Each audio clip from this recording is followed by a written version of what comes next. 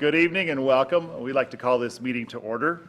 This is the regularly scheduled meeting of the Kingman City Council held at 5 p.m. on Tuesday, September 19th, 2023. We will turn some time over to our City Clerk, Annie Meredith, for roll call. Thank you. Mayor Watkins? Here. Vice Mayor Samily? She is with us on Zoom this evening. Councilmember Savage? Here. Councilmember Scott Staley? Present. Councilmember Walker? Here. Councilmember Ward? Here. We have a quorum. Great, thank you.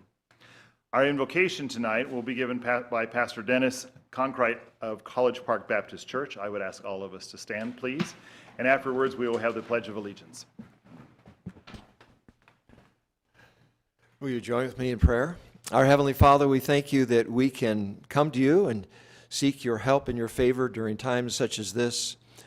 We thank you, Lord, that you are the God of all knowledge and wisdom, and we would seek some of that tonight.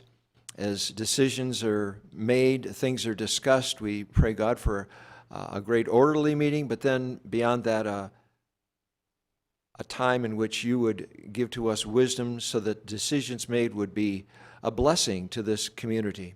We thank you for our leaders.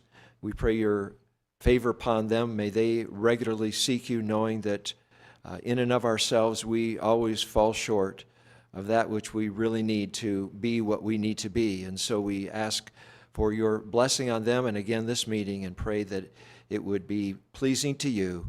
And we ask this in the name of Christ our Savior. Amen. Amen. Please follow me in the Pledge of Allegiance. I pledge allegiance to the flag of the United States of America and to the republic for which it stands, one nation, under God, indivisible, with liberty and justice for all. Thank you. The council may go into executive session for legal counsel in accordance with ARS 38-431.03A.3 to discuss any agenda item. The following items may be discussed, considered, and decisions made relating thereto. First, we have our call to the public, and we would like to ask Jamie Fitzner. Did I say that right, Jamie?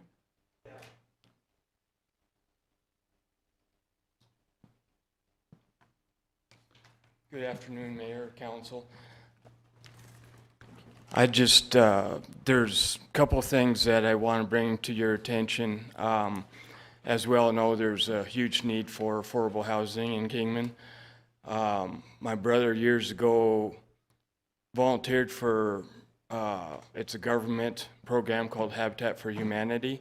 I don't know if it's been looked at by the city or not, but I think it's a excellent program because what it does is it helps people take pride in having their own home, being able to work in their own home and kind of buy down in that respect. And I know that rent here is, for the average person, is getting pretty unaffordable. You know, I just retired this year, $1,200 a month, and if I didn't have my own RV, I wouldn't be making it. You know, so I strongly encourage looking into Habitat for Humanity, and I could go a little more into, but it's, you know, there's a lot detail to it.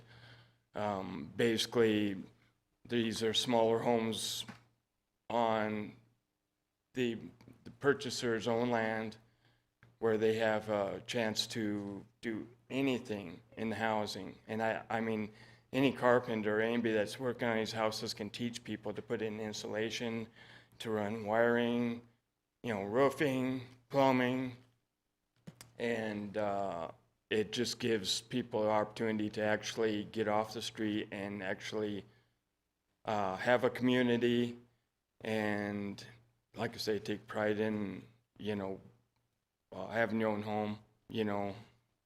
And the other thing that I wanted to bring to attention is the one need I've seen in the last 5 years seems to me like most of the good jobs are out at the airport, the 8 to 12 hour jobs. I know a lot of people have tried to bike out there, and you take a 12-hour job, you bike out there and then you try and come back early in the morning, and it's pretty exhausting. I know people that just could never get out there because they didn't have transportation. So I'm kind of wondering if there's, if anybody's ever looked into having like maybe a bus at Centennial Park possibly, like 6 to 7 in the morning and 4 to 5 in the afternoon, so these people would have the opportunity to go to work, get off of government assistance, that sort of thing. Okay. So, Thank you, Mr. Fitzner, for bringing that again to our attention. thank Thank you. Carl, I forgot to read the legalese. Do you need me to read the legalese on call to the public? And if we have more, then sure. If we're done, we can move on. Okay. I don't think that we have any more from call to the public. I don't have anybody else signed up. Thank you, Annie. Appreciate that. Item number 2, consent agenda. All matters listed here are considered to be routine by the City Council and will be enacted by one motion. There will be no separate discussion of these items. If discussion is desired, that item will be removed from the consent agenda and will be considered separately. Council, any direction on items A through I? Mayor, I'd like to get some more information on D about the letter of support for the WIFA grant application. Okay. That's letter, you said letter D. D, Okay, we will pull that. I would like to pull item C, just to bring more attention to it, and that we as a city are trying to do things. So I want to pull item C so we can have a little bit of discussion about that. Council, anything else? Okay, then can we have a motion approving items T2A, B, and then E through I? Do we have a second? I'll second it. We have a motion and a second. All those in favor say aye. Aye. Any opposed? Motion carries. Okay, going back to item 2C, lead and copper rule revisions compliance support. Thank you. Our Public Works Director, welcome. Good evening, Mayor Thanks, and Rob. Council. Back in about 2019, 2020, the EPA issued some new mandates when it came dealing with lead and copper, the lead and copper rule specifically. These requirements kind of came out of some of the big high-profile problems that places like Flint, Michigan, or Washington, D.C. had with lead leaching, lack of corrosion control in their systems, and older areas, and having significant amounts of lead specifically leach into the water supply, causing great problems for a whole generation of children. So these were applied for every water system in the country. And it contains different aspects. One of the main ones being that we have to compile an inventory of every water service line in the system, and by next year we have to have that publicly available. Most communities are doing that through a GIS layer that people can pull up, enter an address of a home, and see if it's the lead service, or if the service line is lead, or what material it may be. Once that's complete, the lead service lines that you identify would have to be replaced at some date, and that date hasn't been finalized yet. A lot of this rulemaking is still in effect, but the main target that we have to hit is October of 2024 to have our inventory complete. It also requires additional sampling in the system. Congregate facilities, schools, daycare centers, senior housing have a higher sampling rate now than previously, or they will. So we have to put that plan in place. So what we've done so far is we've got to start on our inventory. Basically, Anything that was built in Arizona after 1987, 88, that's when the state plumbing law outlawed the use of lead fixtures. And so those are considered non-lead service lines. So it's everything before that is what we've got to go through and figure out. We can do some geospatial sampling. We don't necessarily have to dig up every service line, but we're going to have to dig up a significant amount of them.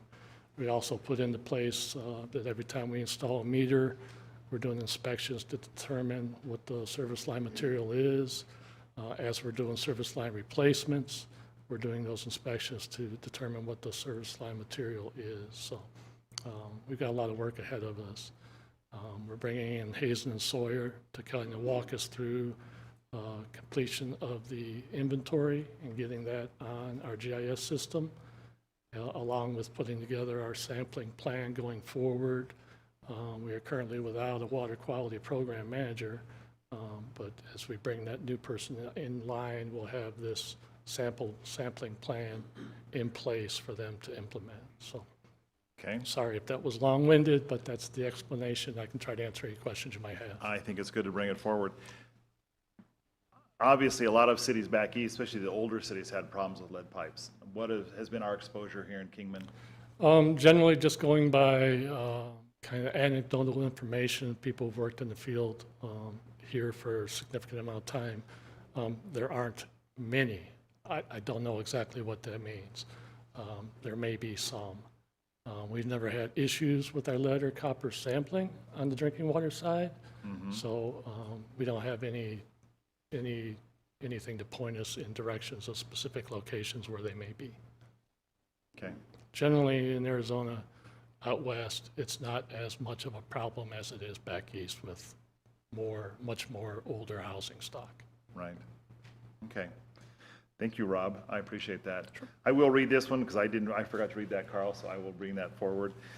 This is, and as you mentioned, Rob, this is a professional services agreement with Hazen and Sawyer for Phase 2 of the Lead and Copper Rule Revisions, LCRR requirements by the Environmental Protection Agency in the amount of $146,022. This project requires compiling an inventory of every service line in our system and identifying the type of material attached to both sides of every water service meter. This project inventory is required to be completed by October 2024. And of course, staff recommends approval. Councilors, any other questions for Mr. Owens? Okay, thank you, Rob. I will make a motion then that we approve item 2C, lead and copper rule revisions compliance support. I'll second that. We have a motion and a second. All those in favor say aye. Aye. Any opposed? Okay, motion carries. Item D, Mojave County request for letter of support, WIFA grant application. Mojave County has requested a letter of support for their WIFA grant application. Mojave County is applying for funding of their groundwater recharge program. Staff recommends approval. Rob, is that you again? Yes, sir. Okay. Mayor and Council, we were contacted by Mojave County Development Services. They had submitted a grant application for the new WIFA program. WIFA has instituted a water conservation grant program. We've also applied for funding through that program. The county's applying for a large project that would include several recharge basins, some outfitted with dry wells, and kind of scattered throughout the community. Some are on the east side to try to catch the water coming off the foothills of the Wallapai Mountains. Some are kind of more north and east to catch some of the runoff from Surbat. So they have a pretty good layout. These are things that we've been talking with them for years on through the Water Sustainability Task Force. And they kind of put this together as a large project and are trying to assemble funding for it. I think all together it's like a $22 million project. Their grant application for WIFA is $3 million.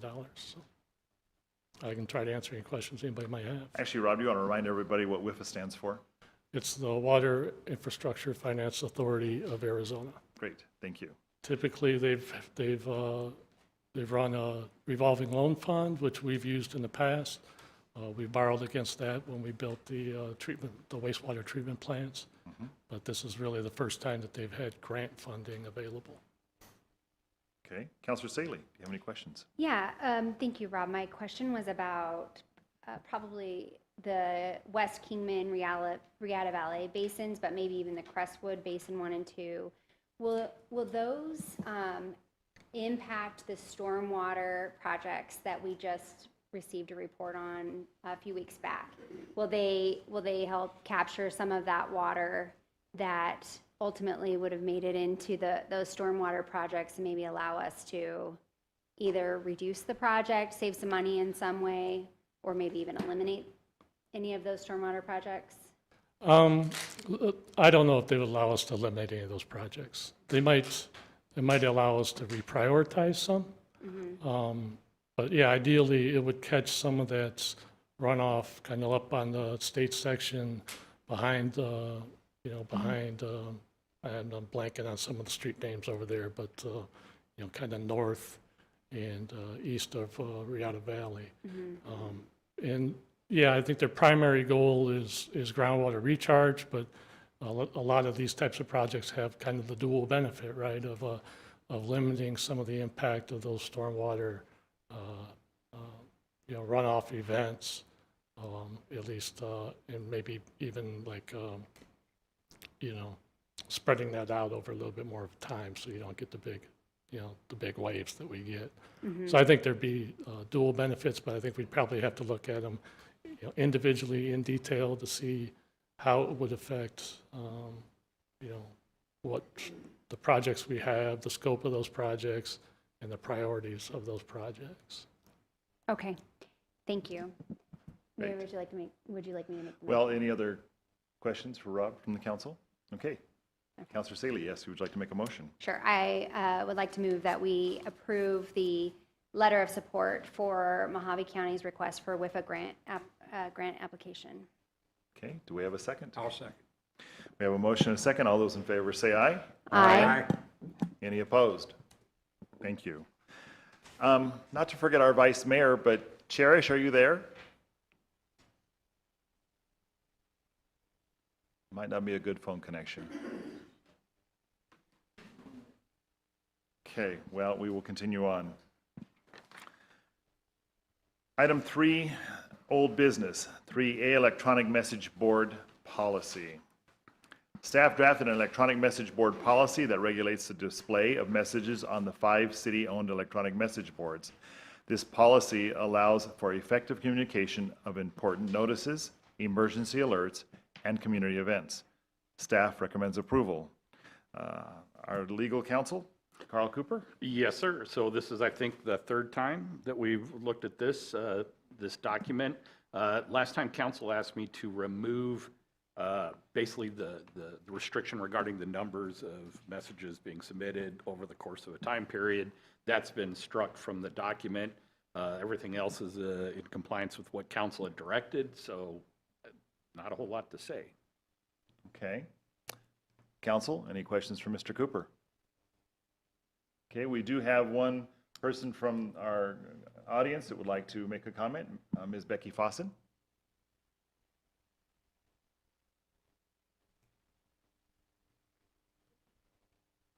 Good evening, Becky. Good evening, Mayor and Council.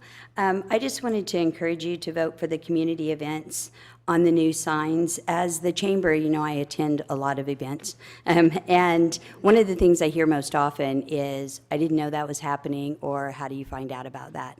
And I think that that is a great opportunity to get information out into our community. It's going to help our businesses, it's going to help our nonprofits, and it's just going to enhance the quality of life here. So I would like to see the community events on there.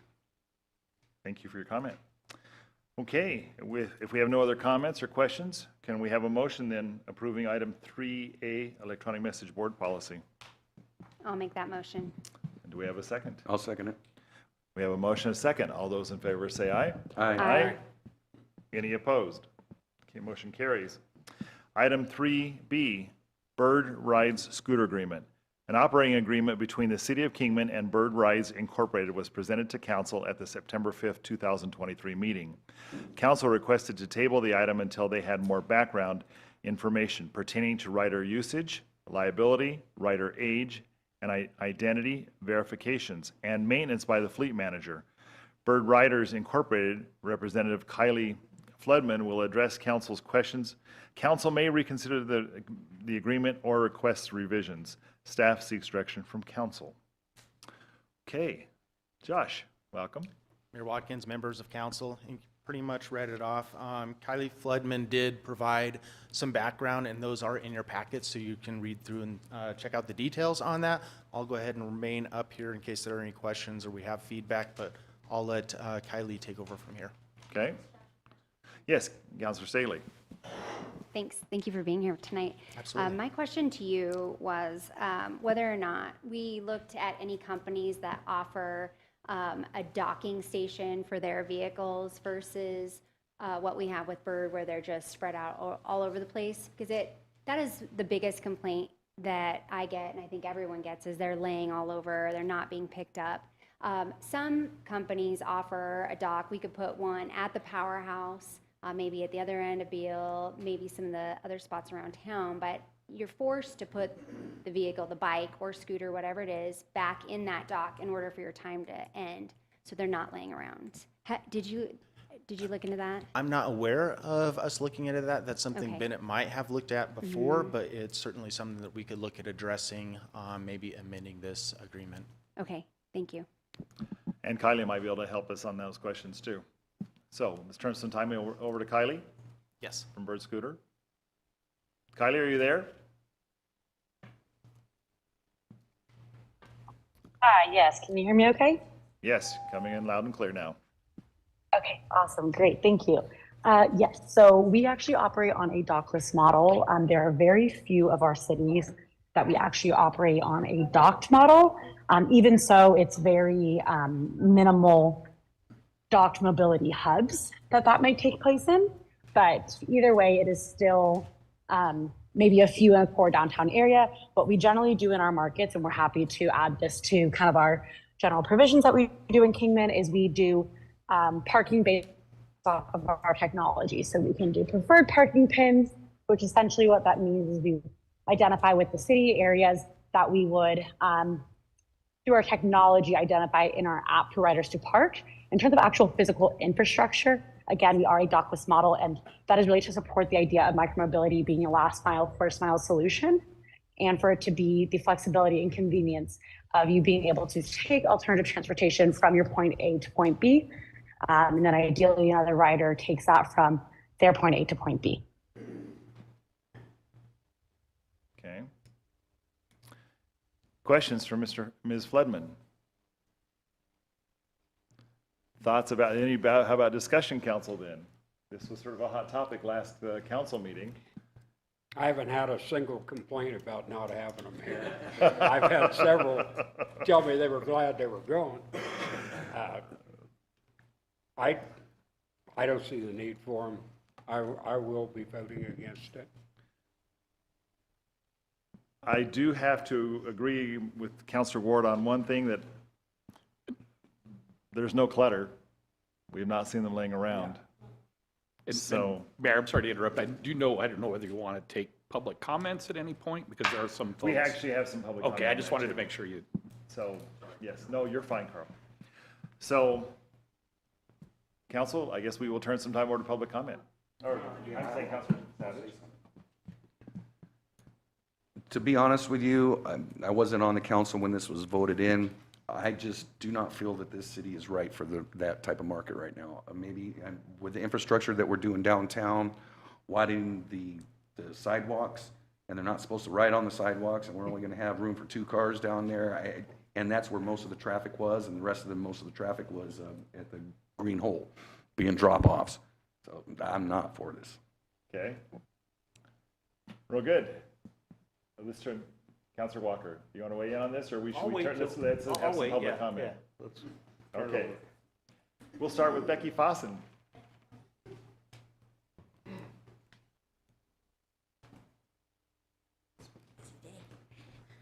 Good evening again. I just wanted to say, I really feel like, I know there have been a lot of issues with the bird scooters, but I do think with all of the improvements that are happening downtown and with the impending, hopefully, electric vehicle museum, that it allows for transportation from one museum to the other. And I do see people using them to get out of the downtown area, you know, to get home. It does allow little for parking. That's always an issue. So I don't know that they're the perfect thing, but I do think this isn't the right time to get rid of them. I think we should continue to give them a little bit of a chance. Becky, I have a question for you. Sure. Since you are our chamber president. Have people actually stopped by the chamber office asking if we have bird scooters and that kind of stuff since they have been absent? We actually had a chamber mixer where we told everybody how to use them, and we gave free rides, and people really seem to enjoy them. I haven't had a lot of tourists stop by and ask about them now. I mean, and I have had the complaints of them being in the streets and stuff like that. That's been probably the bigger thing that I hear. But I just still think that they do have a value to our downtown with it growing the way it is. Like I said, I'd like to give them a little bit more of a chance and see if we couldn't resolve some of those issues and still have it as something that's available here in the community. Well, and it does make us look somewhat like we're a community trying to keep up with the, not that we have to keep up with the norm, but we're trying to stay current.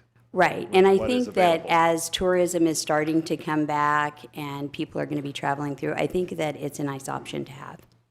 Okay? Thank you, Becky. Ms. Tasha O'Neill?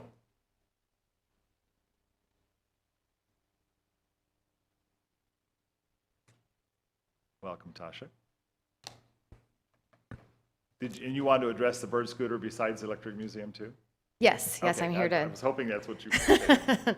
I'm Tasha O'Neill. I'm here on behalf of the Historic Electric Vehicle Foundation. Good evening.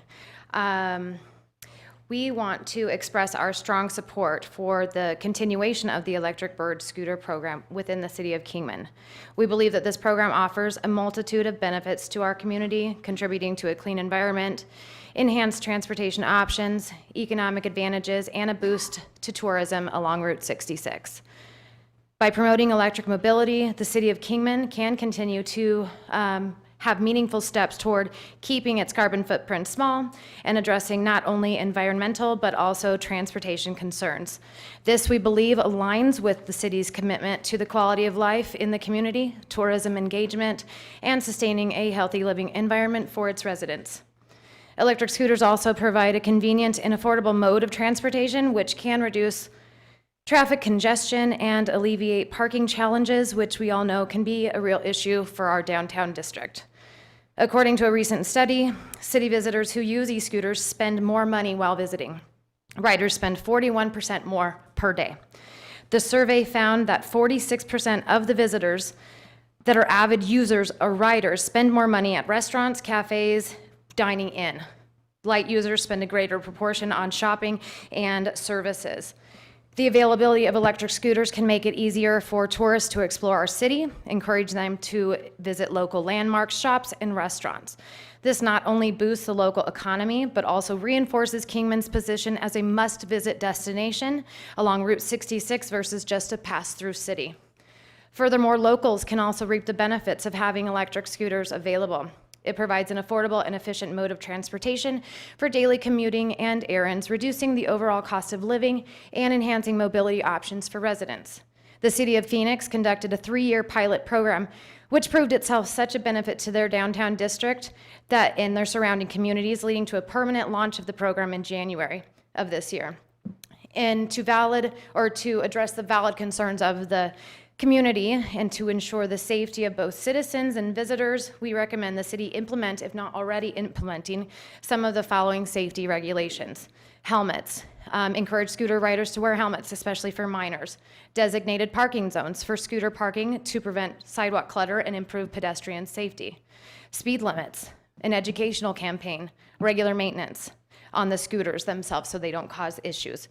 In conclusion, we urge you to consider the numerous advantages that the electric bird scooter program brings to our city by fostering sustainable transportation options. We thank you for your time and attention on this matter. Oh, good timing. Perfect timing, Sasha. Good job. Okay, That's all I have. thank you. Thanks. Appreciate that. No questions for Ms. O'Neill? Okay. Any comments then about this? Oh, that's true, we do have. I'm sorry. One was Mr. Michael Case. I apologize for that. And there's one online, correct? Okay. Good evening, Mayor, Vice Mayor, and council members. I'm Mike Case here. I've spoke out against the bird scooters before, and I've got pictures backing up the things that I've said, and I've sent you all a letter. Hopefully, the tourist section that I talked about was explanatory. I mean, I don't believe tourists are using these things. Anyways, there are problems that we've all seen, and I've heard at the last meeting about, you know, the littering of all over the town. You know, and I've just got several pictures of this. And the underage riders. And I was reading through Bird's packet that they sent to you. They don't even have underage riders part of their data. And we see mostly underage riders. So if that's true, I'm assuming that there's at least 50% of the riders are underage. So that skews their data severely.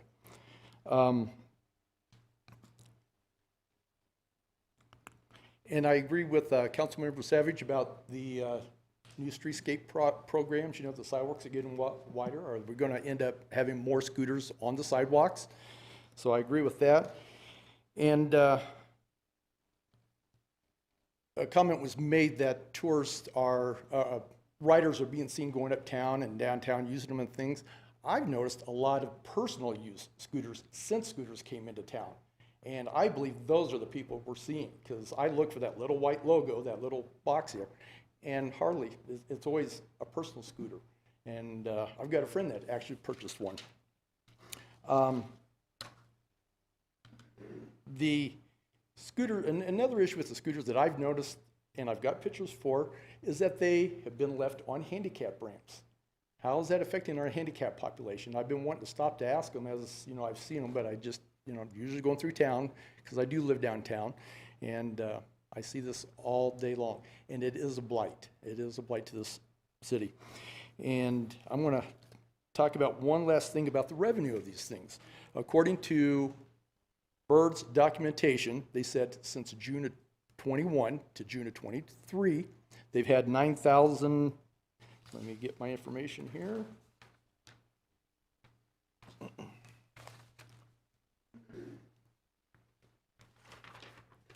Yep, can't find it right now. Anyways, they said, oh, here it is. They've had 9,344 rides in a 2-year period.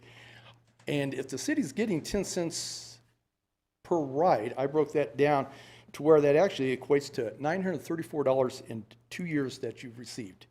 And per week, that equates to $8.98. Is that really worth the aggravation that you're going to have to receive calls from your constituents, the sight of them? You know, to me, it's not worth it. And so I urge you to vote against these. Thank you. Thank you, Mr. Case. We also have Brittany Gish online that would like to comment. Brittany, are you there?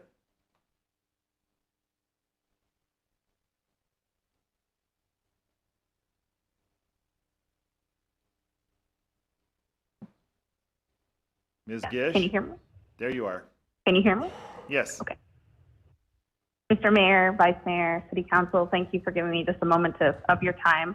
I think everyone really covered the tourism aspect really well. So I'm going to jump over that and just say that when we see them staged in our area, we do see them being used by tourists. One thing that was brought up was about ID verification. So that could potentially be an issue if you think of people using passports. Most ID verification doesn't have that ability, and we are in an area with a lot of international tourism. But I did want to connect with you about the workforce side of this. So I seen the proposal like to expand the base. That's going to hit a lot more of the city of Kingman and would open that more for locals who are using these as for like the micro mobility they're really designed for. you guys know that I manage a hotel, and my workforce is not super rich. They utilize the bus cart, and that ability to not have to walk from one point to the other and to connect them with those extra resources, I think is something that with the changes, we would see an increase in ridership. Thank you. Thank you, Brittany. Okay, council. Any other questions or discussion? Councilor Watt, Councilor Saley. Yeah.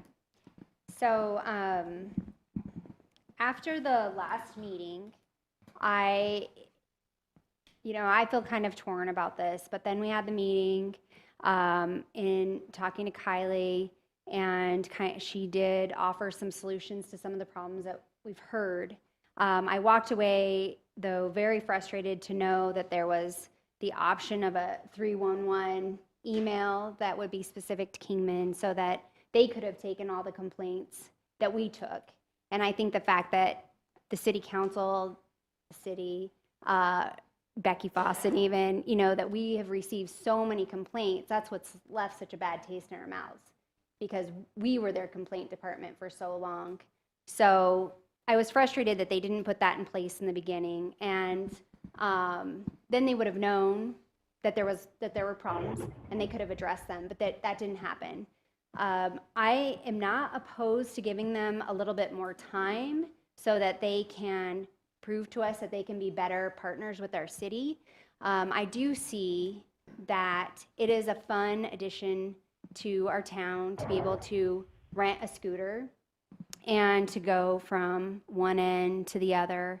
I think it is something that tourists look for, and that's why I was asking about an alternative of having something that could be docked, because I think you would still see those benefits, people parking at the powerhouse and then renting one and coming, up through downtown. So I'm coming to a place of be willing to give it a little bit more time with the ID checks, the Kingman 311, as well as the monthly meetings with staff and the ability to end after 30 days or with 30 days notice. And then if this did not get better, did not work, we can continue to have the problems that we've seen, then we could go back to our economic development department and ask them to find a company that will provide docks. And that's usually bicycles, the electric bikes, or the electric scooters, so that we're still offering this kind of service that would continue to support our local businesses, because as Tasha made some great points about, they spend more time, that makes sense. It isn't necessarily about the $900, but it's about the sales tax increase that we're seeing, and that our businesses are having more sales. So that's my position, is I could give them more time, and with improvement, a lot of improvement, see, keeping them, and if no improvement, moving on to a different company that maybe would serve our community better, and not, because I think them laying all over the place is the biggest complaint. So that's where I'm coming from.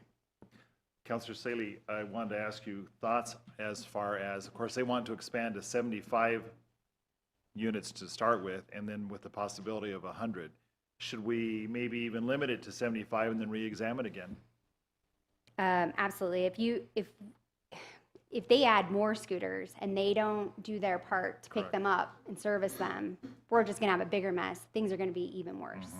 So I am gun shy about letting this fleet get even bigger to cause more problems, and because they haven't proven to us that they will be better partners.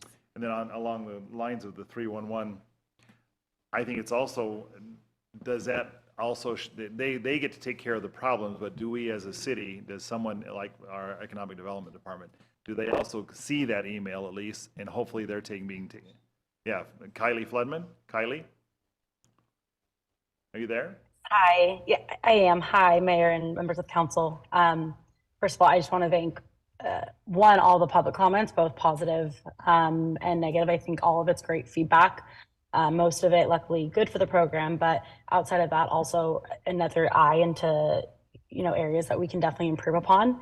Just to touch on the vehicle fleet size and the King 1311, happy to either give a monthly report, or it seems what might be better to actually include the economic development team on that email alias so they can have insight into what is coming through and the volume, what types of the complaints as well. Also something, of course, that we will add into our monthly meetings to discuss kind of the frequency and what sorts of issues we're seeing, and also our response time, which is, of course, very important. Regarding the fleet size, in the report that I sent over, one thing I really want to highlight is the vehicle fleet size up to 75 is really to allow for any sort of fluctuation in demand. If there is any sort of event that happens in the next year, or we see a lot of high ridership over Labor Day weekend, 4th of July, that sort of thing, it allows us the capability to expand our fleet up to 75. However, Bird's position is very much that we do not want to overpopulate a city with more vehicles than are being ridden. So we really rely on our metric that we call rides per deployed vehicle per day. When it is not surpassing, 0.7 to 1 ride per vehicle per day, it does not make sense for us, for the city, for local fleet managers to deploy more than that amount. And that is something that we monitor very consistently, that the city has eyes into from our data reports that they have access to. And so I just want to give that confidence that our deployed fleet would not probably likely hit that number. Very often it would likely stay around where it's at, if not go to closer to 50. So I hear the concerns there. And also at the end of the day, I'm hearing the chance that is potentially given to Bird to really prove ourselves that we can make improvements, that we can add the value of micromobility that I think the city of Kingman has seen in the past year and a half, and show those improvements.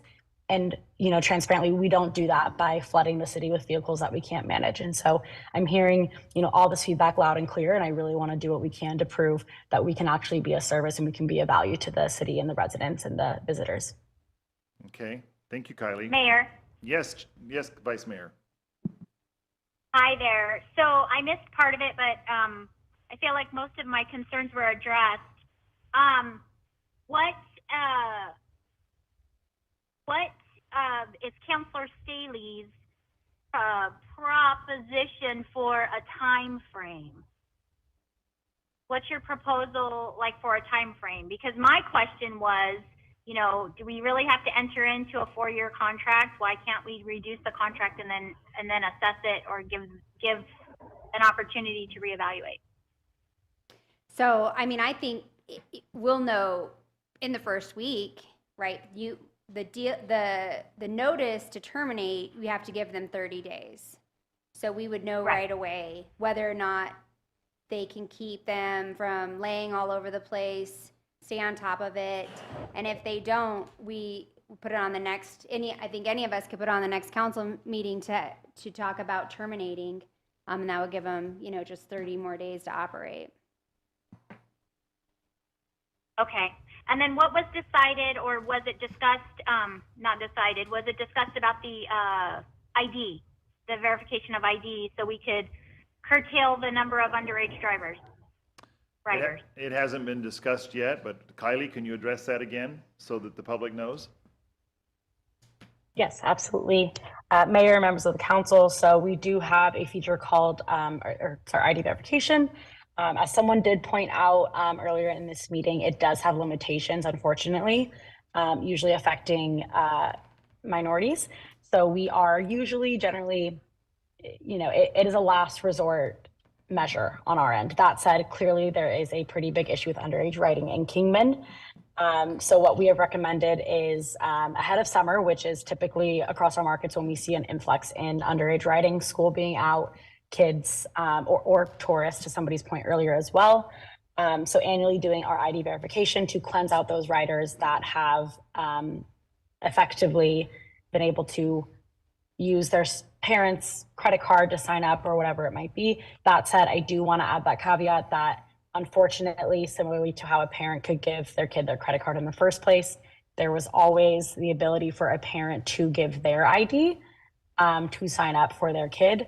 Another kind of metric that we have in place, though, is we are able to suspend, terminate, or send warnings to any of our users. So, for example, through this Kingman 311 reporting process, if there is any form of underage riding suspected, we can send a warning email, we can suspend, or we can terminate, depending on the circumstance and depending on the severity of action that is needed. So I just want to, set those expectations there. We can't control if a parent will update their ID for their kid, but this is a measure that we can put in place to do our best to curtail this.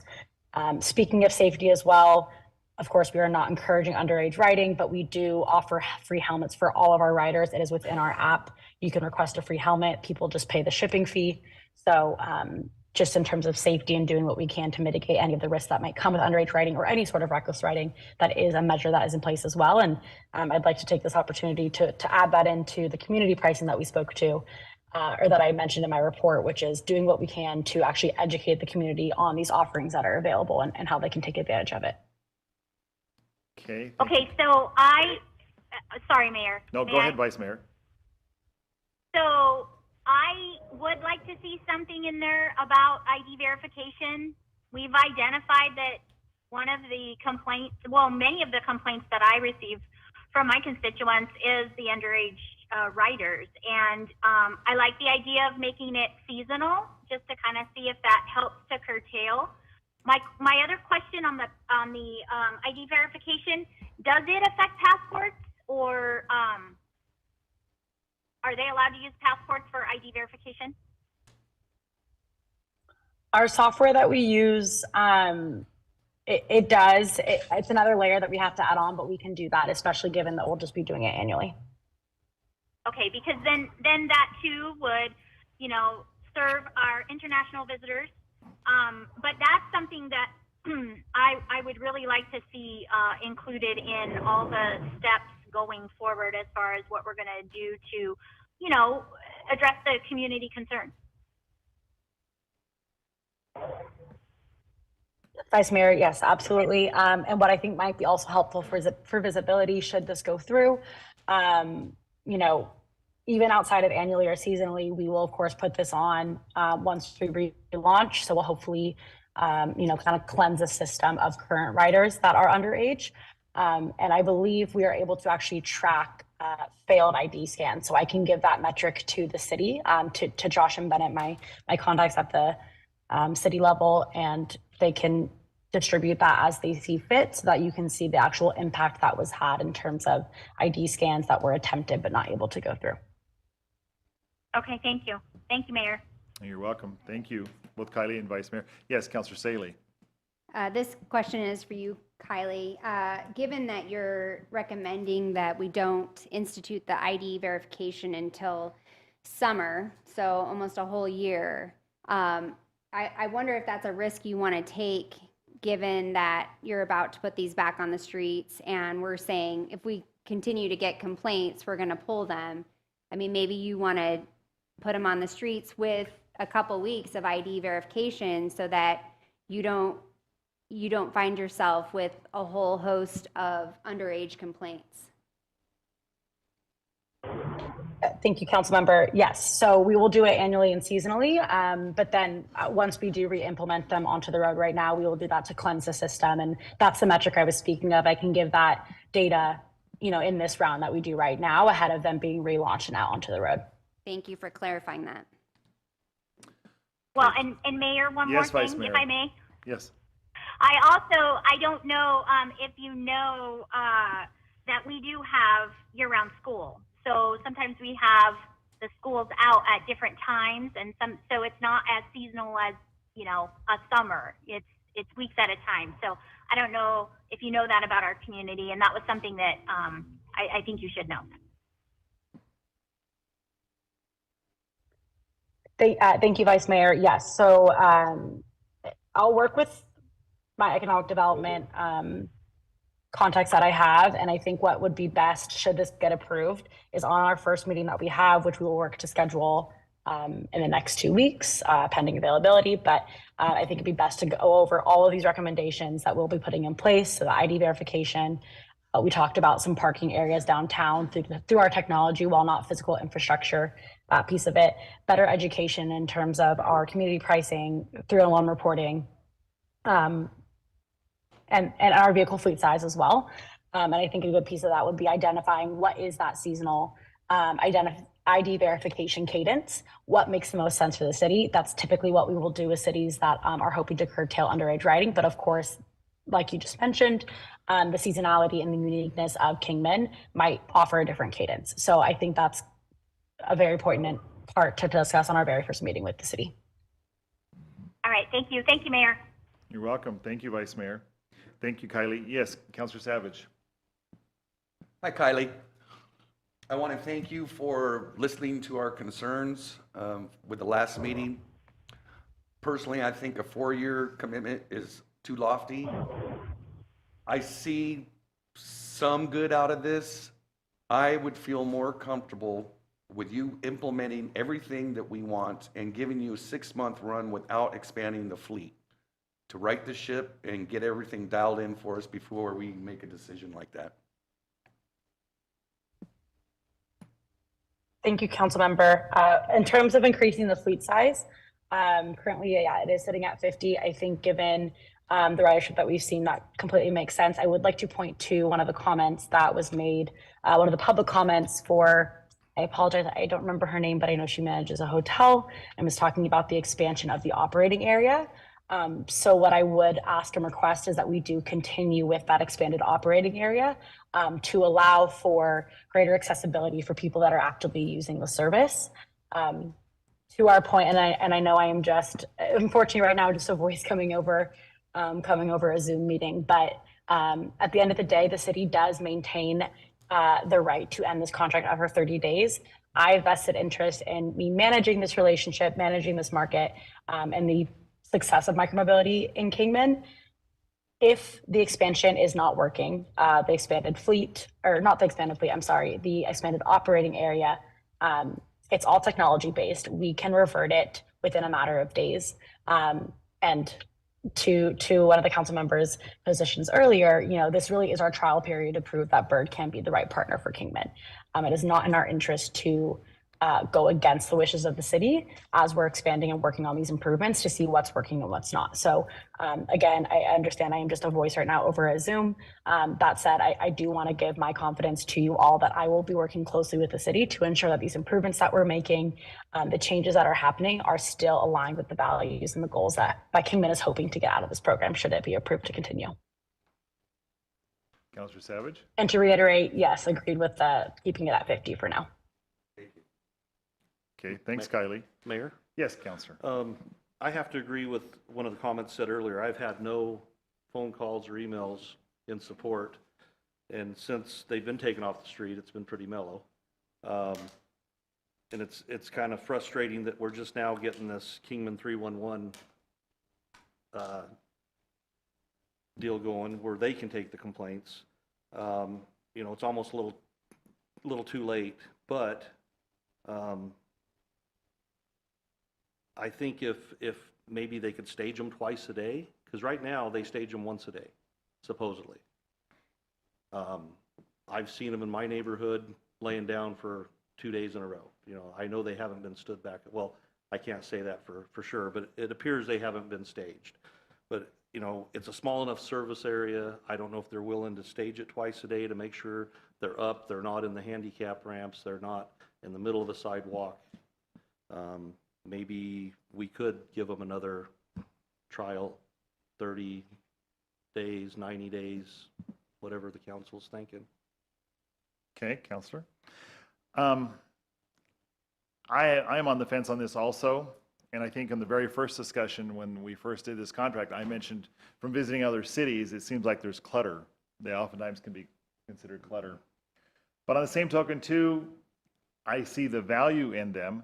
Obviously not from the city making money, because we're not going to make money off them. But it does give an opportunity for another source of transportation to all different levels of society.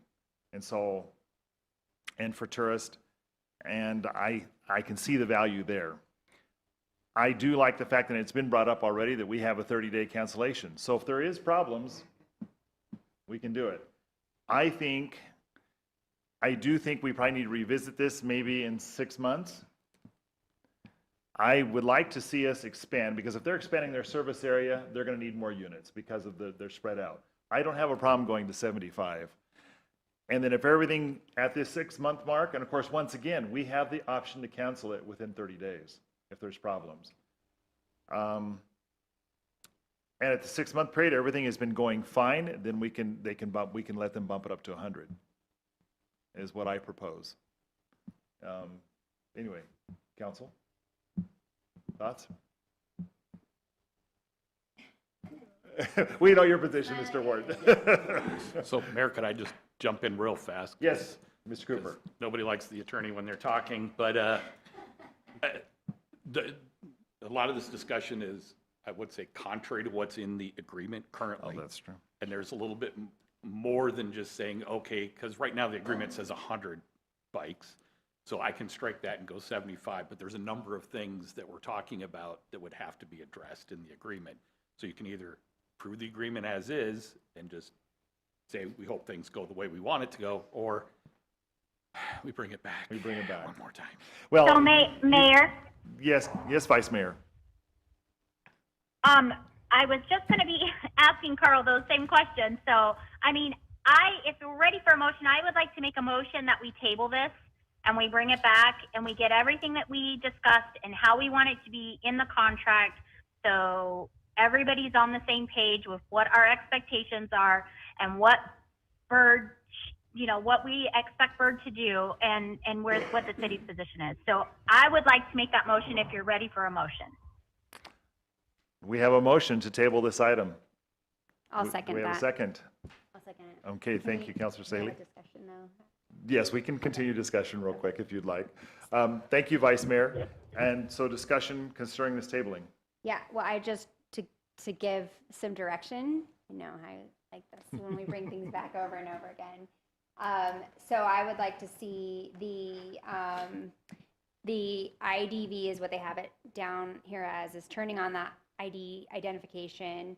And that would be when they first go back out on the street and seasonally, annually, to immediately implement the 311, Kingman 311, including staff, our city staff, to get those emails so that they are aware of the complaints. The community pricing, what else? What am I losing here? We did talk about no expansion of fleet size, but maybe that's something that we could come back to see at the 6-month mark. Oh, that's the other thing. So Yeah, that right, because it was a 4-year contract right. and they're at. and I so- would like to see a 6-month contract, but we need that 30-day notice in there because in 2 weeks after they've been down, if it's a nightmare, I want to bring it right back and call the 30-day. I'm not going to let this go 6 months of problems. So- I think that's everything. Is that everything? Yeah, I had the 50 bikes, Mhm. and then Councilman Walker made a comment about staging. Yeah. Twice a day. So, and I think some of that can be some discussions that Josh and his folks can also have to try and sort some of that Right, stuff out. as well as the specified docking areas that she had talked about. We want that in there. If there's a specified docking area that's off the sidewalks, maybe in a parking lot or something like that, maybe then that is not that will alleviate some of that clutter downtown. I think that's everything. And we were still good with the expanded. What do you area. thought about the expanded area and of course the number from going from 50 to 75? So we can give Carl some guidance. I think expanding the area is fine, but I don't know if I'd go over 50 in the first 6 months because they couldn't handle the 50. Mhm. So at 6 months, if everything was great, we could add more, but I don't know if we want to do that now. Cherish has got something. Vice Mayor, do you have a Mayor. comment? Yes. Well, I was just gonna say, Councilor Staley, that it sounds like they use an algorithm to decide how many units they're gonna have out anyway. So I'm not so concerned with how many are out there. And like you said, if it becomes a problem in 2 weeks and we see that they just can't handle it, we'll bring it back and we'll just give the 30-day notice. So I would I would support expanding the area, the service area, as well as, you know, let them determine based off of their algorithm how many are online. Go to 75? I think we should go to 75, because from a business owner standpoint, they're wanting to expand also. And if they expand the area, they're gonna need more units to cover that area. So, Don't work, it don't work. that's right. Good points. Okay, Carl, I is that? support all that. Thank you, Vice Mayor. Okay, so we have a motion to table, and it will be brought back at a further council meeting. And we have a second. All those in favor of that tabling, say aye. Aye. Any Aye. opposed? I'm sorry, Nay. Vice Mayor, I need to wait for you. But you said yes, okay? All those opposed? Nay. Okay, thank you. I think the motion carries. Okay. Item 4, new business, 4A, application form and process for filling the city council vacancy. A vacancy was created on the Kingman City Council after the recent resignation of council member Cameron Pat. ARS 9-235 defines the process the city will follow to fill the vacant council position. Council member Cameron Pat's term of office expires in November of 2026. The process of filling the vacant seat will begin with the submission of applications, followed by applicant interviews with the city council. After the interviews, the council will then vote to designate a citizen to serve as a council member through the end of the next election cycle in November 2024. The city council will discuss the proposed council member applications, statement of interest form, the appointment process, and proposed dates. Council discretion. Any questions or comments on this? I think it's laid out pretty straightforward of what we need to do. Carl, is there any more direction you need?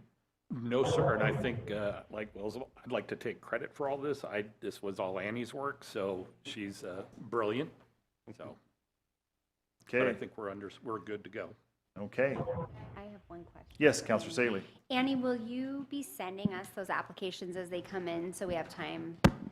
Yeah, if that's council's direction to get them as they come, I'm happy to do that instead of waiting till the end of that closed period. Yes, I think that would be helpful. And then my other question is if the interviews will be public? They will, right? Yes. They'd Okay, have to good. be. Good, okay. Yeah, so the idea is after the application period closes at our next council meeting, all of the applications we received, we will actually draw them randomly out of a hat to determine what the order of interview will be. Very That way it's completely random, there's no favoritism or anything like that, and then we have it on record, and then we'll have that, the interview process. Perfect, thank you. Mayor, Yes, Vice Mayor. I just want to confirm, Annie, we're still looking at the October 11th for our interview dates, correct? I don't have that up in front of me, but whatever is listed in my proposal. Okay, yes, I support that. Okay. And I know you sent out a public notice with that too, with those dates and everything. That is all posted to the agenda. Yes. We will do a press release and post the application and start taking those Okay. as soon as council's made their decision. And then I just wanted to add, during that interview process, you can actually take your action at that meeting and make your decision. And then they could be appointed at the next council meeting after that. Okay. Thank you, Annie. Any other questions for Clerk Meredith or Mr. Cooper? Okay, I think, Carl, is that something we need to vote on, or you have the guidance we need? You provided the direction we're looking. Okay, thank you. Item 4B, review and recommendation for exception to the requirement to connect to sewer, engineering 23-0093. Staff has received a request for a sewer variance from Christy and Don Summers for 5 parcels located on Northfield Avenue east of Bank Street, and it shows the parcel numbers. Section 4.2 of the utility regulations requires the property to connect to the public sewer system when sewer is available. Staff recommends that the sewer extension be made in accordance with the utility regulations to the extent where it is feasible to serve the lots by gravity. The Municipal Utility Commission reviewed the request in their August 24th, 2023 meeting. The commission voted 5-0 to deny the variance request. Staff recommends denial of the exception and that the sewer extension be made to the extent where it is feasible to serve the parcels by gravity. Engineer Allred. Good evening, Mayor and Council. So this is a request for an exception to connect to the sewer system. So here on the screen, you can see that there's 5 parcels in the vicinity of Bank Street and Northfield Avenue that are affected by this request. And so our utility regulations require that a property connect to the public sewer when it's available. And that's defined as if they're within 500 feet within 500 feet to a sewer main, and that distance is measured from their property line to the sewer main. Additionally, sewer mains required to be extended across the total frontage of the property. There's an existing 8-inch sewer main in Bank Street, so you can see here on the lower left-hand corner the sewer main there. It's about 240 feet away from the nearest property corner over here.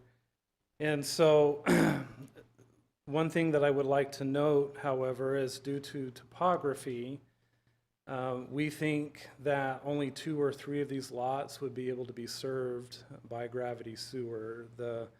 I'm fairly confident the last 2 lots, so these 2 lots, the 614 and 615, the sewer would get too shallow to be able to serve those lots. And I also will note that there are some other vacant properties in the area. So we think there's 5 additional parcels that could be served by this extension. And I, again, would note that a payback agreement could be executed with the applicant, so that if any of the properties has service connection into the main that they constructed, that they would get some reimbursement back from those people at the time of connection. And the payback agreements normally last for 20 years. And so our recommendation is that they extend the sewer to the extent that is feasible, that it can be served, that the lots can be served by gravity. And as noted by the mayor, the commission reviewed this in their August meeting and voted 5-0 to deny the request. So that's the summary that I have. I'm certainly willing to answer any questions that you might have. And the applicant is here as well if there's questions for them, and I believe they would like to speak. So. I do. Phil, would this sewer be extended up to Northfield and down in the street, or would it go down that easement to the south? We were thinking that it would be extended into the roadway. The easements are pretty tight. Yeah. So when we were looking at this, we were contemplating it going in Northfield. Okay, that's what I thought, but me just thinking out loud here, would it, if you went down that easement, would they have the flow to get all 5 lots? If you didn't have to extend I don't know up if to I can answer Northfield? that. There's a chance, but maybe you can get one more lot. Okay. But I think I would want to look at that a little bit more. Yeah, but I'm just, who knows? But again, I'll need to look and see how big the easements are. Typically, there's gas, telephone, Yeah. and power, and fiber. So there's, and we have water in there as well. So I'm not anticipating there being a whole lot of room, but we can certainly, that is an option that could be looked at. Okay. Of course, the downside of that is only those 2 lots that are on the corner. It's still saving so small. Yeah, that's true. Like if it were to go into the roadway, we would open it up to some of these other parcels on the north side of Northfield. Mhm. Or the ones that back up from Neil, if those septics fill, those ones would tie in as well, correct? If it went in in the the alley. alley, potentially it depends on topography, but. Yeah, all right. Would that rule come into play too then if they reimburse?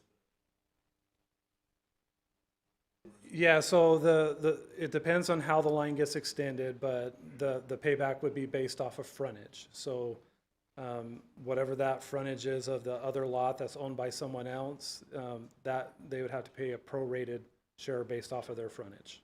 There would be reimbursement. Potentially, yes.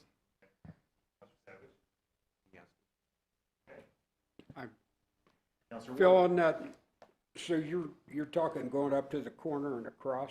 How many feet is that total to the end of the property? I know it's, let me see here. It's about 240 feet from this point here to here. And each one of these lots, I think, is 50 feet. So 350, 450, about 500 by the time you get to the end. And you're asking them to extend it all the way to the end of the property or just to where it'll serve? What we're asking is to extend it to the extent that it can be served by gravity. So realistically speaking, when we were looking at it, we thought it would only be able to get to, I don't know if you can see the cursor here, but right to the corner of this 617. So that would capture the 618, 617, and possibly the 616 could also tie in right there at the corner. So we're asking them to run that sewer to those 3 lots and still have the expense of putting septic on the other 2, correct? They would, so the other 2 would, the only feasible option would be septic, yes. Okay. Okay. Thanks, Phil, for the minute, for the moment. Ms. Summers is here. Like to come up? Thank you, Mayor and Council, for letting me speak tonight. Be sure to move over. Okay, thank you. Yeah, my husband and I are the owner. He couldn't make it tonight. Sorry about that. But it's very expensive to have the sewer run 240 feet at least. And we did have talked to a couple engineers that are in this city, got work here in this city, and we got very high amounts. One was 70,000, one was 100,000 to get the sewer to just that second lot in. And the point, if we have to have that cost to run it all the way, it would have been nice to at least get all of our lots in. But we are sitting downhill towards the wash, so that's where the gravity problem comes in.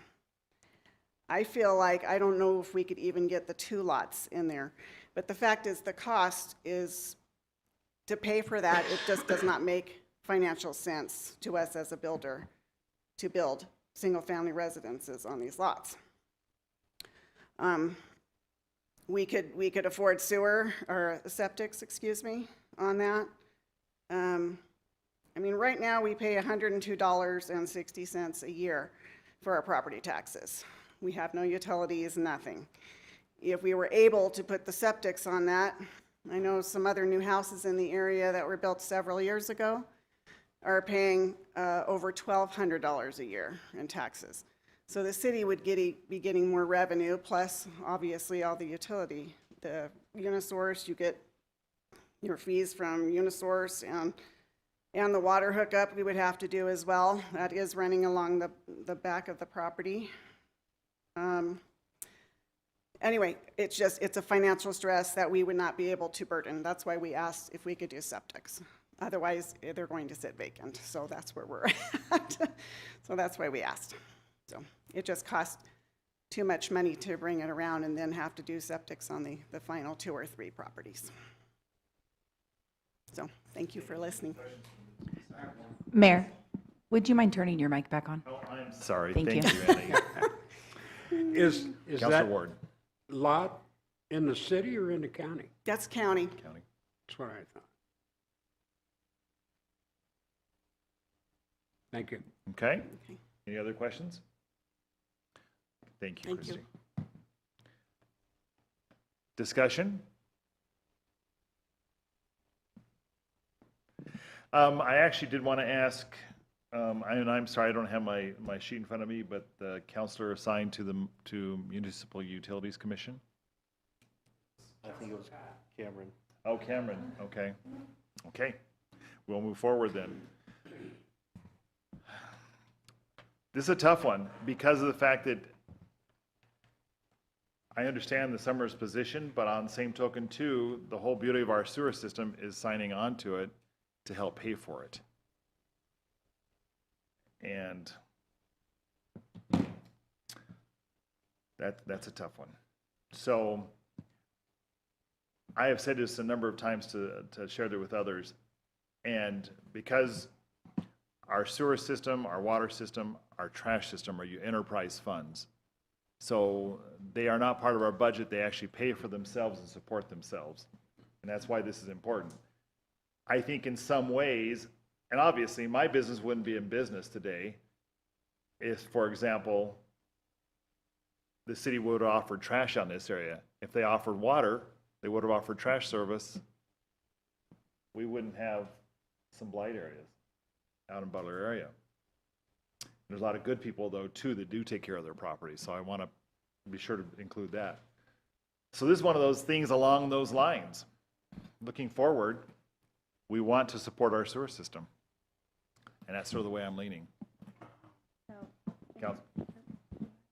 Councilor Savage? Go ahead, my brain. Councilor Saley? Well, thank you for your comments. Unfortunately, the property tax you pay, the city doesn't get any of that. The city doesn't have a property tax at all. The thing that I'm looking at is that if this corner property on Northfield and Bank, the 324-14-620, you know, as soon as they build, that their payback would be quite a bit because they have the property on both Bank and Northern. They'd have to pay all those feet. But you don't know when those people will build, and that's unfortunate because, you know, if that area was developing quickly, and it might be the way we're building houses here right now and seeing more people move in, but that would certainly help offset the cost to the applicant because of all the majority of that of the feet that she's paying for really belong to these other properties. So that's the only upside, is that eventually someone will build on that lot as well. And probably once the sewer goes in, I mean, that could be the thing that's holding them back, but that'll be quite a payback when that piece, pulls a permit to build on. And I would think within the next 20 years, the way our area is growing, that those lots will fill in. Councilor Savage? All right, there's your 5 parcels and the other 5 parcels. And doing this would not include your east 2, correct? Your eastern 2? Okay. Okay. Why wouldn't the cost be shared equally if everybody's bidding from it? Why would the corner lot have to pay more? More footage. It's more footage? But that's why the corner would pay, because... Yeah, but if everyone's utilizing this lot, why wouldn't they split that? Well, if they went up front, they might. But if they file for a payback, they'll be paying for their Is that a Phil, is this a Phil question? Do you need to fill back up here? So, come on up. And of course, once again, I would encourage our engineering department to see if there is room back, as Councilor Walker mentioned, back in the alley, because that would obviously save a lot of money. Yeah, so the way it's written now is it's based off of frontage. And so I think what was being said is the corner lot has more frontage on Bank and Northfield. But I would also say that there's a provision in our regulations that says we can look at an alternative way of doing it as well. But the way we've done it historically is it's based off of frontage. Councilor Savage. Yes, Councilor Saley. We used to have a program where we helped offset the costs for sewer hookup. Is this property, is that money still there, and is this property able to apply for that? It is. The program is set up for existing single-family homes that are currently being served by septic. Mm-hmm. It does not include new builds. Okay. Maybe So that's I something think that it was we're set up to looking help those who were struggling with a failed septic tank. They failed and they had to switch over, right? It wasn't something maybe they planned for. Okay, thank you. Okay, any other comments? Counselor Walker, you look like you Yeah. have a comment. I have a project that I've just priced out, and it's kind of similar to this, and my cost came in about $100 a foot, plus engineering. So I think I would definitely look for a different contractor, and I don't think it's gonna be as expensive as she thought, but I know the one I just bid out was about $100 a foot, plus engineering, so. But that is why I did ask about the alley, was to try to save some money if, Sure. you know, that was acceptable. But, you know, it is an enterprise fund, we need to expand our system, and we do service the water in that area, and I believe that's part of the MUC requirements, Mm-hmm. so. Okay. Are we ready for a vote then? Can we have a motion then for denial of this request? That sounds like the way we're, oh, yes. Carl, am I wording that right, or? To deny the request, okay. Can we have a motion? I'll make that motion. Okay, I'll second that. Any discussion? All those in favor say aye. Aye. Aye. Aye. Any opposed? Nay. Okay. Clerk Meredith, you have that? Okay, thank you. The motion is denied. I mean, the Variant. the variance is denied. Thank you, Counselor Walker. Okay. 4C, authorization for the mayor to sign a letter of opposition. Authorization for the mayor to sign a letter of opposition to Mojave County Board of Supervisors regarding the proposed rezoning request. Rezone of assessors parcels to allow for clean liquid hydrogen production in the Red Lake vicinity. Staff recommends approval. Rob?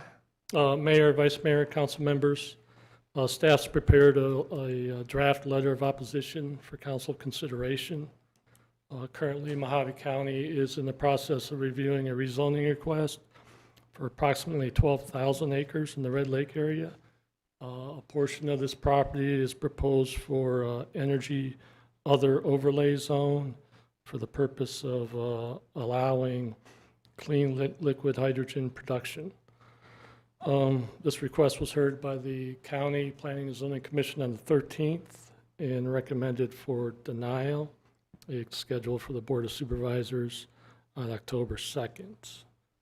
The board is also has also set another public hearing on October 16th to consider a moratorium on any new solar or renewable energy projects in Mojave County. I guess our considerations from the water resources perspective, you know, between the county and the city, a lot of energy effort was spent working with the Department of Water Resources to establish, excuse me, establish the irrigation non-expansion area to deal with the influx of large-scale agricultural that we have had. And I guess from a staff perspective, the concern would be that this is a new, potentially significant water user in the basin that apparently would have no regulation under the irrigation non-expansion area because it would not be considered irrigation. So again, we prepared this letter for your consideration. I can try to answer any questions you may have. Well, Rob, for clarification too, as you mentioned the INA, the non-expansion area, of course, that only applies to agriculture. It does not apply to industrial uses. And of course, this now is a proposed industrial use, correct? Sure, and that's the information that we obtained from the Department of Water Resources that Okay. it would not. Okay. Questions for Mr. Owens? Yes, Mayor. Councilor Saley? Oh, She can go. Vice Mayor, why don't you go first? Rob, I have a question for you. So do you know the difference between if this property owner would utilize this property for agriculture versus this proposed project? Do you know if there's a difference in water usage? Have you been able to get that information? Well, yes, I think just looking at the kind of the industry literature, they cite a use of about, 10 liters of water per kilogram produced, which is about between 2 and 3. The literature says it's between 2 and 8 gallons for a kilogram. But I've read some other kind of trade magazines or articles on it. One was based upon some this development of this kind of technology in Australia, where it was, they showed a much higher use of 20 to 30 gallons per kilogram. As far as the existing use for the ag, on that property, I don't know. I mean, that was one of the main focuses of the irrigation non-expansion areas, that we didn't know how much was being used, because that was part of the problem, was that these agricultural users didn't have to meter or report their water usage. So I really have no idea what that is. I think some estimates were made primarily by county staff during that process based upon acres in cultivation and some of the information about how much certain types of crops consume at different points in their lifespan, but I don't have that information. Sorry. See, and that's my concern. That's my concern with us, jumping straight to this letter, is that we don't even know if this is a worse water user than what is already existing. And I mean, I understand that the INA is in place, and that means they can't expand. But correct me if I'm wrong in the fact that they still can utilize as much water with their current infrastructure and without expanding. They can still use quite a bit of water. Is that correct, or am I incorrect, Rob? Yes, and I'm no expert, but what I've kind of learned about the process is, and again, this is new. The INA is new, so I think we're kind of going through this a period, and I don't know how long that will be, where this reporting starts. Where they start reporting their usage to the state, and I think that kind of sets the baseline for usage in the future. So again, like what they're using right now, we don't know, but we'll find out. I guess the concern on this other front is that what they use, we'll never know, because it won't be reported. The hydrogen production portion of the water use, there's no mechanism through Department of Water Resources for them to have to report that. So at least we'd know on the irrigation side, we wouldn't on the industrial usage out there. That's my understanding. Okay. Thank you, Rob. Okay. Councilor Saley? Yeah, I just wanted to kind of comment on that, because I've heard this idea that, well, it's better than farming, but they're not proposing to shut down their farm and make hydrogen instead. They're proposing to add hydrogen production to their current farm. And if you look at this map, a lot of these parcels don't currently have farms on it. So it's not like we're trading one for the other. We're adding another industry that's going to use our drinking water to produce something that's going to be shipped out elsewhere, not for our benefit. So I don't think that that's fair, to say, oh, well, they're going to use less water. No, they're going to use water to produce this on top of the farming that they're already doing. So it's not, the point is sort of moot. Rob, I wanted to ask you another question. Obviously, the water, that's our biggest concern. But I wondered if you had thought about the transportation issues. The owners of this project had put out a fact sheet, and it says they're estimating 15 to 20 tankers per day to carry the hydrogen out of town. And so I think a lot of us have seen the onions being shipped down Stockton Hill Road to I-40, and we could only assume that they would take the same route. So we would be talking about, I think it's fair to say, a minimum in the beginning of these 50 to 20 trucks, but likely more down the road, of hydrogen, which is highly flammable, explosive, coming down Stockton Hill Road to I-40. And I'm wondering if that's a concern of yours, because I'm pretty sure we didn't plan for that when we built Stockton Hill. Yes, I mean, there was a lot of information presented at the County Planning and Zoning Commission. You know, unfortunately, I think there's, you know, a lot of this is kind of supposition. You know, there are other projects. I think there was some confusion between different projects. I'm not even quite sure some of this other information that, you know, I found. Yeah, there is supposition, and I guess I don't like that, right? I think that the way the county development process plays out, you know, this level at zoning approval is really the only opportunity that we would have to express our concern. I think, and of course, there's somebody in the audience who's much more qualified to speak on county issues than I am, but I think, you know, once they get past this stage, I think the rest of it is more of an administrative site plan review. And, you know, so I think this is really the only opportunity to comment. Thank you. Okay. Mayor? Yes, Counselor. I think there's a lot of misinformation on these, because there is 2 projects out north that are going to be dealing with hydrogen. This one, where it's located, the way I took it, I did talk with some gentlemen out there. The land that they're proposing, they already have the infrastructure. They're not currently growing every bit of it, but they do have the wells in place, and they have plans to eventually grow it. But if they do change over to the solar and hydrogen area, we would see a 90% savings in what they would draw out of the aquifer if they were to farm it, is what I was told. So I don't think we have all the information. I think there's a lot of misinformation. But once it gets into that industrial deal, if we do lose control, I think that's a bad deal. Yeah, I'm kind of mixed on this one. Okay. I was going to do that next, yes. So, Rob, if you want to stay close, and then we actually have a member of our Board of Supervisors here, Travis Lingenfelter. Travis, would you like to come up, please, and maybe shed some more light on this issue? Good evening, Mayor and council members. Thank you for allowing me to speak to you today.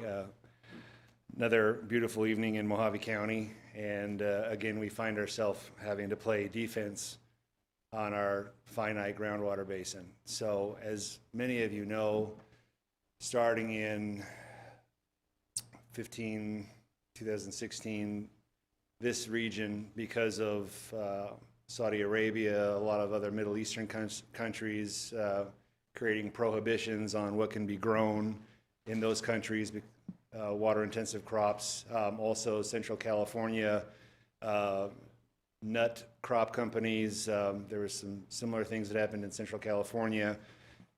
We started to see a lot of those companies, corporate agriculture companies, move into this area of Mojave County around Kingman.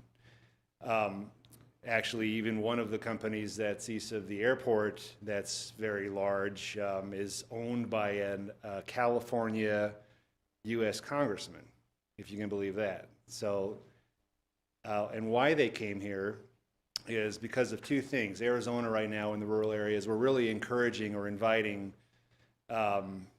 future public health crisis when it comes to rural water. There's 2 things that are at play. A lot of people have asked me, why did you allow all these farms to move into Mojave County? And I tell them, well, it's really 2 things.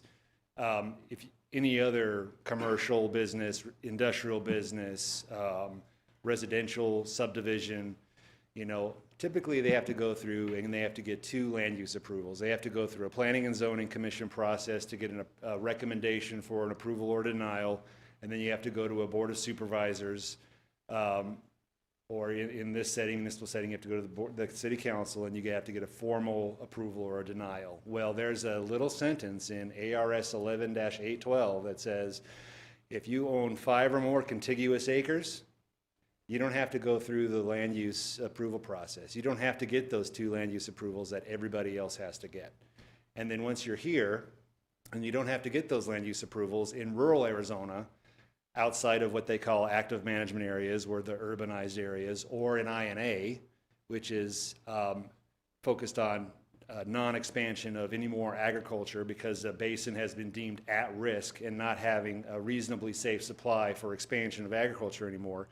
If you don't have one of those tools in place in your area, then it's like the wild, wild west still in Arizona in the rural areas. You can drill as many wells as you want, as large as you want, you can pump as much water as you want, and you don't have to report it to any regulatory agency like ADWR to keep your finger on the pulse of the health of the basin. So those two things combined, you know, the Board of Supervisors was really powerless in preventing those companies to come over. So thankfully, City of Kingman and the County of Mojave, we've been in close partnership. I think it was since 2017. We entered into a 3-year agreement with the USGS to do a water study and a hydrologic model. And that model was really crucial in our partnership, asking the Director of Arizona Department of Water Resources in 2022 to initiate procedures to look at an INA, an irrigation on expansion area, which would limit future growth of corporate agriculture or agriculture out of this basin. As you all know, many of you participated in that process. There was 2 hearings, and then in December of 2022, the director came out with a declaration that said Hualapai Groundwater Basin is an INA, first INA created in the state of Arizona in over 40 years, since the Harquahala Basin in 1982. As you all know as well, I'm sure Cooper has informed you that the corporate farms are appealing that INA determination.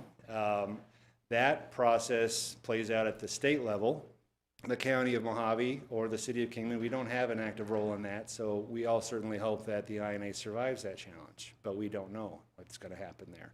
So now what we've seen is one of the larger farms, and there is 2 projects. One of the larger farms that's owned by a group called Aldara out of the UAE, they are trying to pivot, and they've asked for an energy overlay to be able to produce hydrogen fuels out of our Hualapai Valley aquifer. Now, there's 2 things that I think I need to point out.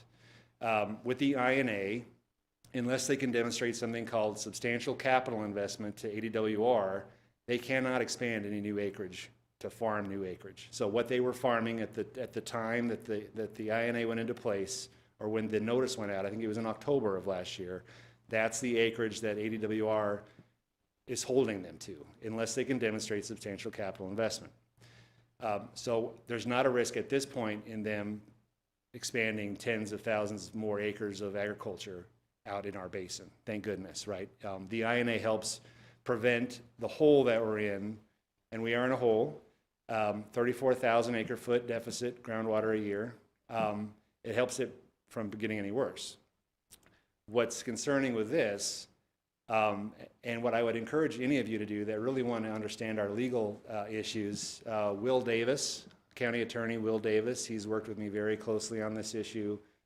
He also helped me to craft the proposed temporary moratorium on utility scale renewable energy projects that we're going to have a public hearing on that on the 16th of October, simply to press the pause button to allow our county staff and development services to really look at our zoning ordinance and look at a more thorough process, because right now we're not capturing all of the analysis that we really need to be looking at. For this, what really raised their eyebrow is the fact that they're looking at the overlay, because once the overlay is provided to them, even for 1 metric ton of hydrogen fuels, then we hand over the future of that basin to them, to international and out-of-state interests, because we have no regulatory powers under state statute to say you're going to do one metric ton of hydrogen fuel or 150,000 or more metric tons of hydrogen fuel.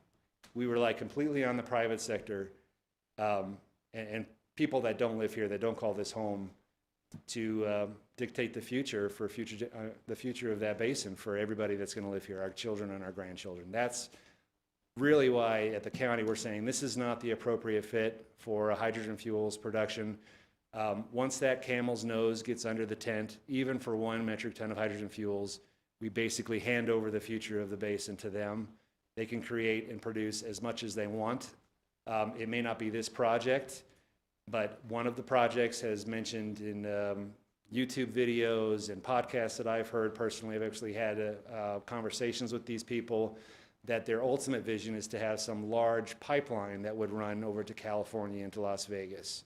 So that's disconcerting for the people that live here. It's concerning for our economic growth in the future. It's just not really in our best interest at this point. So that's why we're asking for you to approve it tonight. We appreciate the partnership. We hope that it continues. That's why I ran for county district supervisor after I got off city council, is to make sure that our relationship stayed strong and continued. Because until we get another third tool in state law to manage and balance rural groundwater, which we are hoping to get. We just had a meeting with the governor last week. Cole from your lobbying firm was at the table, thank goodness. And we had four counties: Coconino, Yavapai, Mojave, La Paz, City of Prescott. Cole was there representing City of Kingman. We had several people that said, we need you, Governor, to use your executive powers to make sure that your Water Policy Council, the recommendations that go through, that turns into legislation next year, something that we're calling local groundwater management areas or stewardship areas, which would have, it's a more flexible, adaptable tool for rural regions to manage basins that have been deemed by the scientific criteria to be at risk, like ours.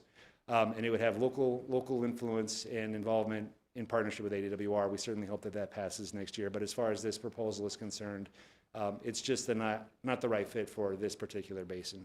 And I would stand for questions. Questions for Mr. Lingenfelter? Yes, Councilor Savage. Hello, Travis. You said the UAE, United Arab Emirates? Yes, Okay. the farm in question is owned by Eldara, which if you look them up on the website, they are UAE. Okay, so they're on the Red Sea, I believe, or something. They got water access there. If it's hydrogen, why can't they do it with desalination plants with water instead of using other people's water? Just out of curiosity.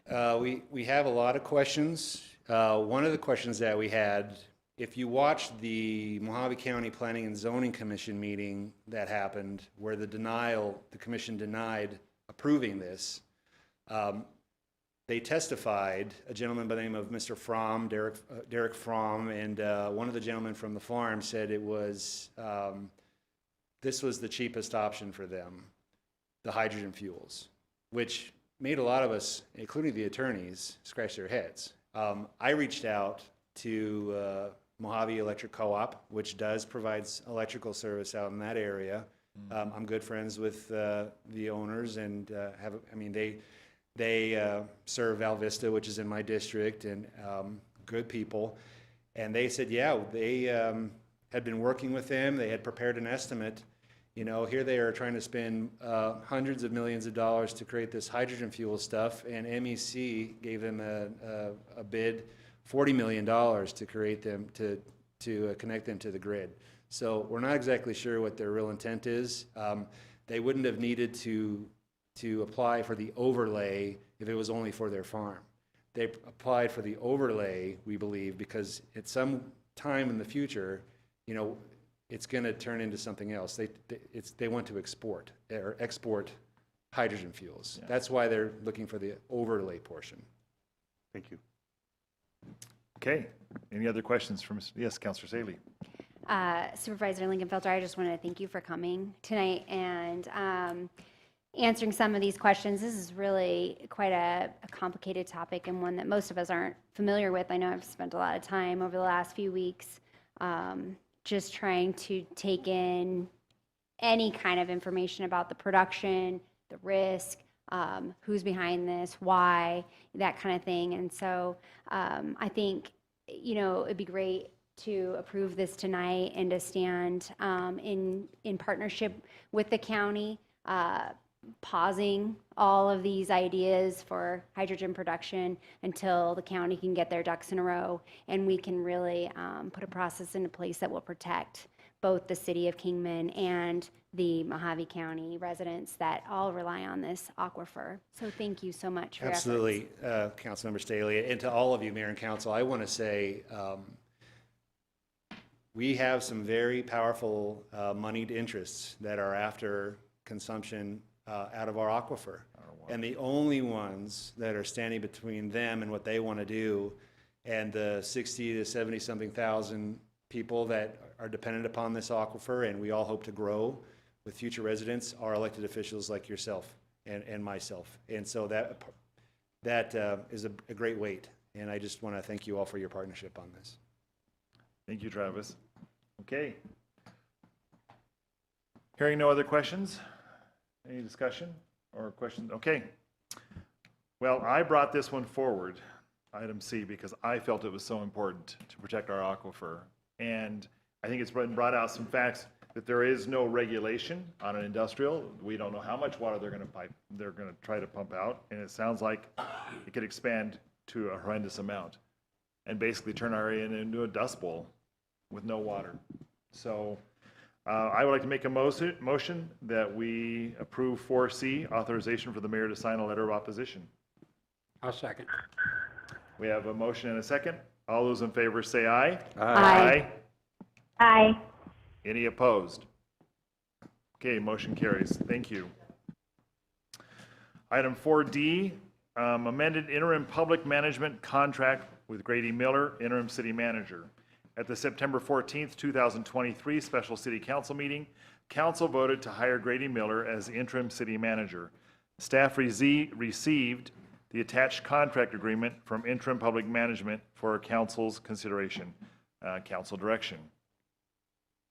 Council, we've all had probably a chance to review this and talk about it. Are we ready to move forward? Do we need any discussion? Okay, can I have a motion then? So moved. Oh, So I'm moved. sorry, Vice Mayor. So moved. Okay, so do you want to second it? Vice Mayor made the motion and Councilor Staley made the second. All those, any discussion? Councilor Staley? Yeah, I didn't see if there was a date when you'd be able to start. Oh, Krista, would you like to come forward? You that or we? Oh, I'm sorry. Okay. Good evening, Mayor, Council. Nice to see you all. It is Monday, the 25th. Yes. You're welcome. Quickly, next Monday. That's good. She can sleep now. Okay, we have a motion and a second. All those in favor say aye. Aye. Any opposed? Motion carries. Okay, moving on. Item 5, department reports. Item 5A, parklet and pedlet policy. Sylvia Schaefer from Economic Development, welcome. Good evening. Thank you for having me. I'll try to keep this close. I know that's what I need to do most often. So I was asked tonight to give a little summary of how the Parklet Pedlet program came about. So it started back in about fiscal year 1920, and I do want to read just a couple sentences that I wrote down. I'm not going to read this whole thing, but it just reminds me of why we brought this forward at the time. And so the Parklet program was a part of the City of Kingman's vision and goal to have a thriving downtown that serves as a hub for the arts, entertainment, tourism, and events. The program's goal was to stimulate revitalization and encourage commercial property owners to partner with the city to attract locals and visitors to visit and spend more time in downtown Kingman. So this is the time that when we started doing some of these programs like the Parklet program and looking at the facade improvement program and some others. So we did put this program together. Initially, it was not a matching grant program. Initially, it was a program we were trying to see how we could permit the parklets and how somebody could go about the process of applying for one, what location. And so we did put a program together, and there were some business owners interested. But then COVID did hit, early 2020. And so the program was placed on hold for a period of time because we were now switching to how can we assist the business owners that are affected by this pandemic. As a little time went on, we did decide to revisit the program, and brought it back to council a couple times, actually. And that's when we incorporated a matching grant opportunity for business owners to apply. And initially, we were looking at a 50-50 matching grant with maybe a $5,000 reimbursement, but we actually approved a 90-10 matching grant with up to $9,000 reimbursement for this program. We did have 3 applicants that applied. We probably know the 3. Downtown, Rickety Cricket. At first, it was Diner Cellar Down, and now it's changed to Cellar Door Wine and Beer. I think I got that right. And then we have Floyd's Parklets that are still existing. So the reason we did bring it back, there were business owners that were interested, and as you recall, during the pandemic, there were some restrictions like a limit of 50% capacity for some of the restaurants. Some couldn't even open, some businesses. So with the Parklet program, they were able to expand their business beyond the internal business and serve more customers outside. So that's part of the history of the program. We've been in contact with the business owners quite often. The reason why it was placed on pause later was because we were starting to move forward to having a downtown streetscape program. And so Jack will help me on some of those questions related to that part of the process, but that's when we put the program on pause and even from the beginning, actually, when we had the initial applications, and I provided one in your packet as well, we did put very early on that the structures were to be temporary and that at some point in time, if the city decides to move forward with the downtown streetscape plan, that we would contact them and request, it's time to remove them. So we have been very, communicating with the business owners. We've provided several letters. As you can see, there's still a couple parklets out there, and we will be notifying those business owners as that phase of the streetscape plan gets closer. And they know that. We've been intermittently talking to them. So that's pretty much where I'm at as far as with the status of the program. As far as what we will be doing in the future, that's where I will defer to Jack Plante. But if you have any questions for me or want to hear from Jack yet, that's fine. Any questions for Sylvia? And do we need to pick on Jack? Yeah. I made sure to bring him up to come help me. Councilor Seeley? Yeah, I had brought this item back in talking to some of the staff. The parklets, that was a great program, especially during COVID. It really helped the businesses out. And when we initially approved it, it was with this idea that they were temporary. They were going to help boost, the draw to downtown. And I understand from talking to Jeremy Foss from the Cellar Door, he's over it. He can't wait for his to be removed. I have not talked to the Floyds, but I understand that they feel the same way.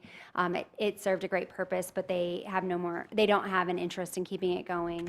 So once they come down for the streetscape, they won't be going back up. So in talking to staff, this program is still there, and I brought it back because I think it's time to remove this program so it's no longer available, because I don't think we want any parklets popping up after the streetscape goes in. These sidewalks are so wide now. They're so fantastic that now these businesses will be able to put chairs and little tables out on the sidewalks and expand their business that way, take them down at night or whatever. So I'm ready to remove this program from our system so that we don't have any confusion after the streetscape goes in.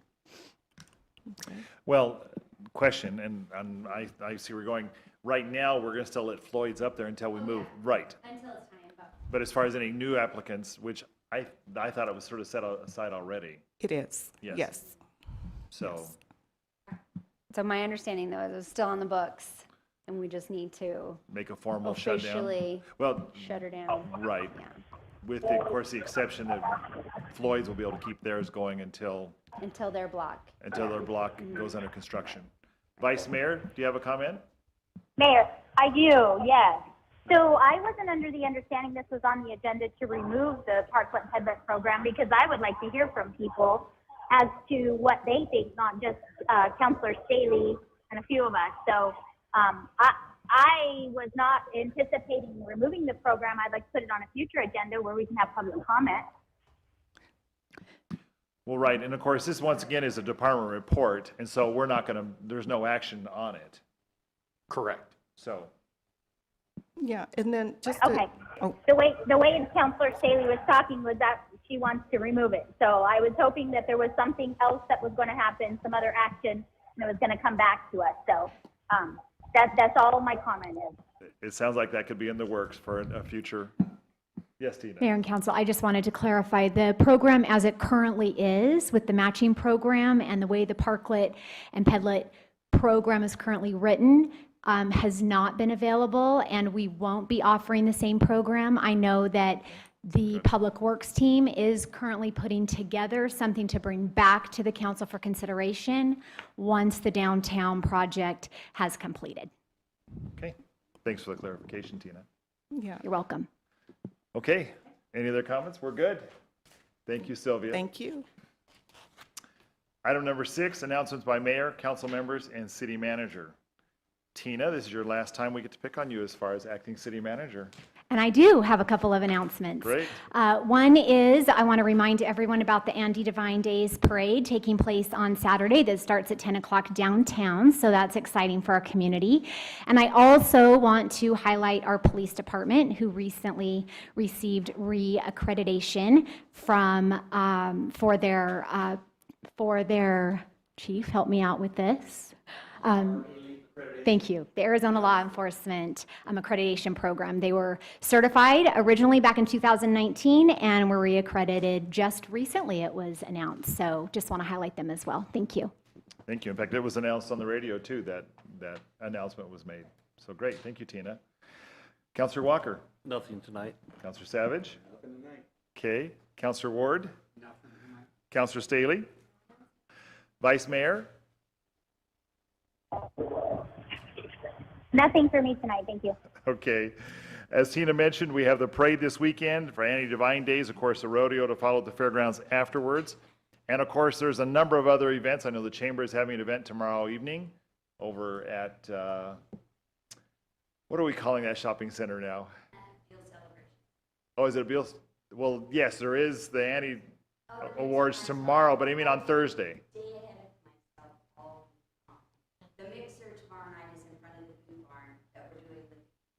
Correct, over by the Petco Staples Shopping Center. That's Thursday. Yeah, on Thursday. Right, that's Thursday night. Tomorrow night is the annual.